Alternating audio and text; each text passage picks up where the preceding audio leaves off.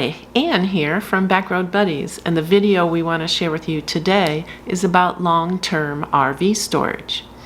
So in 2025, we actually didn't travel in our RV, a Winnebago EKKO that we call Red Tail, because we went to Europe instead. So we put our Red Tail into a storage lot for over 8 months, from the end of January, and we didn't come back to it until the middle of October. And during that time we didn't have anybody check on it, so it just sat there. And we thought we'd share what we did to prepare for that long-term storage and communicate what went well and what didn't go well. So hopefully that will help you in your decisions and what to do if you need to put an RV in long-term storage. Now, the first thing to note is at the end of 2024, our travel season, we had winterized our RV. So we had that antifreeze RV solution in all our water lines. So we left it that way. We didn't de-winterize at all. So we left that alone. Now, the Winnebago EKKO is built on a Ford Transit cutaway chassis. So the Ford has 2 chassis batteries, which are located under the driver's seat. They were about 2 years old for us, so we decided to replace them. So Keith did that himself. It involved taking off the driver's seat and to be able to access those batteries easier. So we replaced those. But then at the end of that, we noticed an engine light came on. Next, we went and had just our regular maintenance done on the Ford. Now, a lot of Ford dealers won't work on RVs because their garage bays aren't large enough. So we actually took our EKKO up to Loveland Ford dealer, which is a little bit of a drive for us, but not too bad. And so we had regular maintenance done, the oil change, they rotated the tires, they topped off the fluids, they checked the brakes, things like that. There was also a Ford recall on some software update, so we had that done as well. And then they checked into the engine light. So the engine light was indicating that one of the sensors on the catalytic converter was bad, and what that looked like it was due to, it looked like a rodent had chewed through one of the wires. So we're guessing that happened actually while we were having the EKKO parked in front of our house while Keith was changing those chassis batteries, because he did notice a rabbit coming out from underneath the EKKO when he was done. So it seemed kind of weird that that's where we'd have rodent damage, was right in front of our house instead of all the places we've camped in over the past 2 years. So anyway, so we got that all ready and up to date at the middle of January. So before we took Red Tail back to the storage lot, we made sure we filled up the gas tank to full, and then we added a fuel stabilizer to the gas. Now that supposedly will help the gas stay fresh for up to 24 months. So we were hoping that would be the case. Now our spot in the RV storage lot is open. There is no cover. We are parked, it's kind of, like a big parking lot. We are parked up against some other trailers and RVs. So there is a little bit of shade, so we're not in direct sunlight all the time on all aspects of the RV, but we still wanted to make sure we had some protection. So when we parked it, we did our normal things that we do when we park it in the storage lot, even for short term. We pulled up all the window shades, put the window shades in the front cab, put the cover on the fan, insulating cover over the fan opening in the ceiling. Of course we still had, the fridge was emptied and propped open. And so those are the normal things we do. And then in addition, we bought some tire covers to cover up the tires to try to prevent any UV damage from the sun.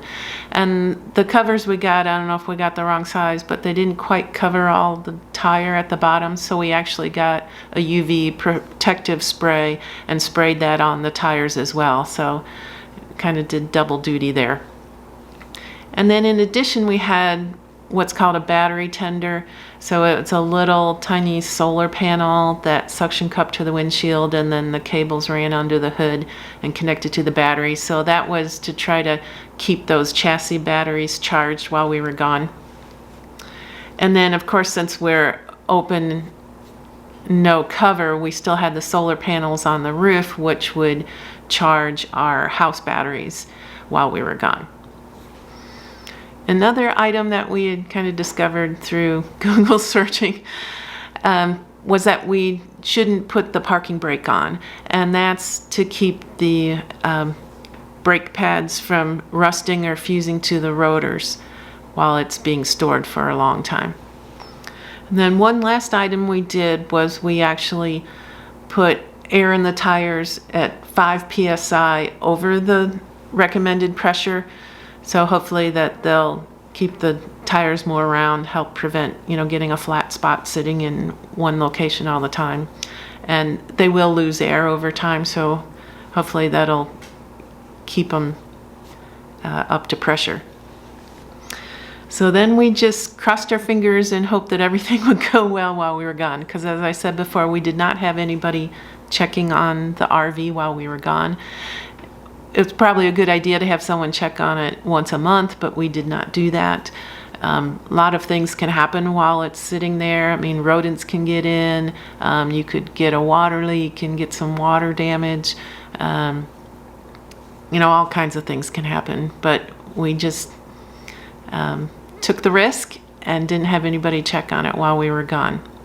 So when we returned in the middle of October to check on it, after over 8 months, we weren't quite sure what to expect.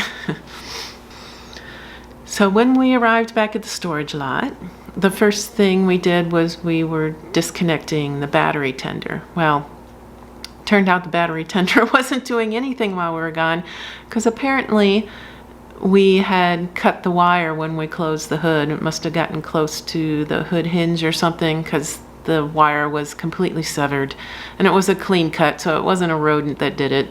We did it to ourselves. So the battery tender wasn't doing its job keeping the chassis batteries charged. However, we went ahead and tried to start the engine, and it started right up. So the batteries did hold enough of a charge. I mean, we didn't take a measurement on them, so we don't know how much it actually dropped by, but it had enough that we were able to start up the engine no problem. And the fuel stabilizer must have been doing its job, because the engine seemed to turn over fine. Then we checked on the house batteries. They were both at 100%, so our solar panels were doing their job and keeping those batteries fully charged. So that was nice. And then, we took the tire covers off and we checked the tire pressures. And so the front tires were right at the recommended pressure, so they only had lost 5 psi during that time. And then the back tires lost a little bit more. They were about 5 psi under. So that wasn't too bad. So that seemed all right. And then we just kind of did a visual inspection of everything, trying to look for anything, rodent damage or anything leaking. And we didn't find really much of anything. There was the window shades on the south side of the RV. They seemed a little stiff and brittle when we were trying to open and close them. So they seemed like they got a little bit of deterioration there. And later when we inspected the roof, there was a hole in the sealant up near one of the boxes on the roof. So we fixed that. And then we noticed underneath behind the driver's side on the frame of the RV, there was some rust. So Keith just cleaned that up with a wire brush and then spray painted it with some Rust-Oleum, so that was easily fixed. Then we drove the RV the 11 miles back to our house, and Keith noticed the engine was running a little rough and the engine light came on. So when we got back home, he looked up the codes. We have a Blue Driver engine code reader, and it looked like there was about, I think, like 9 misfires on cylinder 6 in the engine is what it was indicating. So we went ahead and cleared the codes, and waited to see if the errors came back. I mean, the other things we noticed, we tried running the max air fan, the ceiling fan, and so when we turned that on, the lid wouldn't open up, and so we had to crank that open manually, and it kind of popped the seals, so they were a little stuck, but then it seemed to work fine. All the compartment door locks seemed a little stiff, so we lubricated those. But overall, everything seemed to be working pretty normally. So then a couple days later, we wanted to get all that old gas out of the gas tank, so we went for a drive. So it was a nice fall day, drove up through the mountains, had lunch in Breckenridge, and so just had a nice time. We burned about half tank of gas then. The day before, Keith had driven it up I-25 a ways and to burn some more gas, and then the day after, we're just running errands with the RV. We were able to pretty much deplete the gas tank, so then we put some fresh gas back in.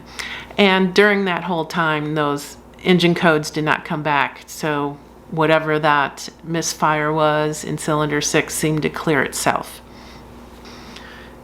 Now, other than a lot of visual inspection, we didn't really run all the systems through their tests. Yes, we turned on a few items. It looked like the batteries were working, the electrical system was working, but we didn't de-winterize, so we don't know truly if there's any leaks or whether the whole water system works. And we didn't really do any propane to see if the propane system still works correctly. However, we do have an appointment with Winnebago up in Forest City to have some recall work done. So we'll be driving the RV up there, which is a 2-day drive and a 2-day drive back. We don't plan on de-winterizing during that trip, but we will be using everything else as we'll be camping in it on the trip there and back. So we should be able to test out all the electrical and all the propane, and we'll report back if we find any issues, but we're not expecting to. Then of course the real test for the water system will be in the spring when we de-winterize and get ready for our travel season in 2026. So that's about all I have for you. Yeah, we feel really lucky that we really didn't have any major problems leaving it in storage that long. We weren't really expecting it to go quite that smoothly, but we're happy that it did. Again, we don't recommend you not checking on your RV for 8 months at a time, but it is kind of nice to know that you can, and there are some things you can do to help prevent some issues. So we hope you found this video helpful. So thanks for watching, and if you want more details, especially links to some of the products we used, look in the description below for our related blog posts, so check that out. And if you haven't already, please subscribe. We'd really appreciate it. Ta-ta for now.